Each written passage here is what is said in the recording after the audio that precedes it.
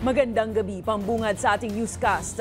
Puno ngayon ng pangamba ang mga Pilipino sa Israel dahil sa mayat-mayang missile alerts na natatanggap sa gitna ng umiigting na giyera sa pagitan ng Israel at Iran. Ipinasilip pa ng isang Filipina caregiver sa balitang A to Z ang bomb shelter kung saan siya nagtatago sa tuwing may banta ng bombahan. Nakatakda namang dumating sa ating bansa ang unang batch ng mga Pilipinong inilikas mula sa digmaan. Ang balitang A to Z ni Ace Cruz. Natatakot lang po kami kapag nandyan na yung, una po kasi may alert po kaming natatanggap by phone, and then afterwards susunod po yung siren, parang kahit paano dun ka ninenervyos. Yan ang paglalarawan ng 49-year-old na Pinay caregiver sa Haifa City sa Israel na si Edith sa gitna ng tumitinding giyera sa pagitan ng Israel at Iran. Gayunman, hindi niya siya pwedeng pangunahan ng takot lalo't inaalagaan niya ang among may demensya.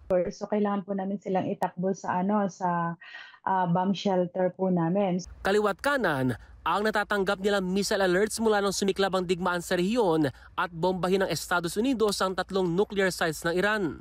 Either once in daytime at saka one din po in nighttime, ganyan. Pero meron po noon 2 beses nagkaroon po ng alarm sa gabi, tapos pagkagising ulit namin ng umaga, meron po ulit. Ipinakita ni Edith sa balitang A to Z ang mismong bomb shelter sa bahay ng kanyang amo kung saan siya nagkukubli tuwing may missile attack warning. Ito po yung lock niya, sir. Ilalak po namin ito.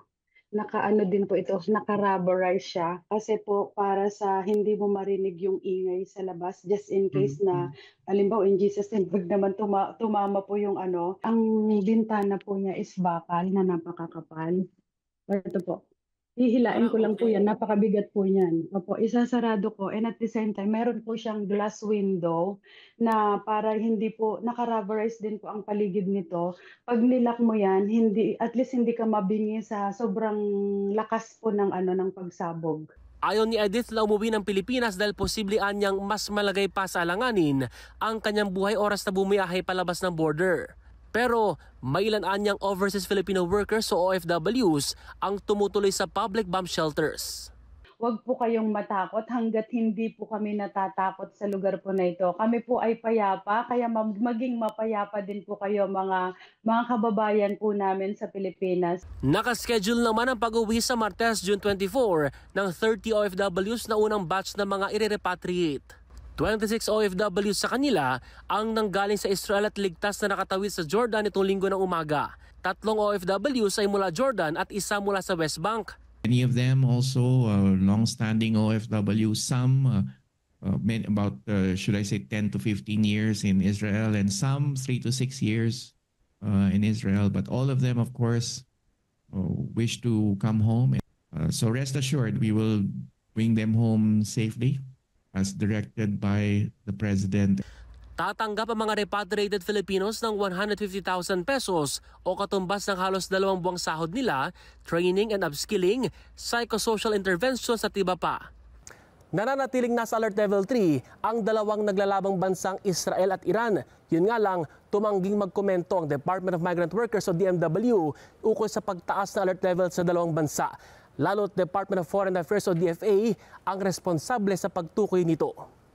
Umapilan naman ang ilang senador sa repatriation efforts ng pamahalaan sa Middle East. Ayon kay Senador Joel Villanueva, marapat na tutukan ng mga concerned agencies ang repatriation request ng ating mga kababayan at tugunan ito ng agaran.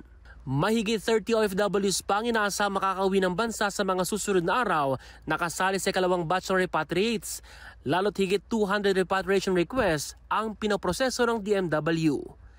Para sa Balitang A to Z, Ace Cruz.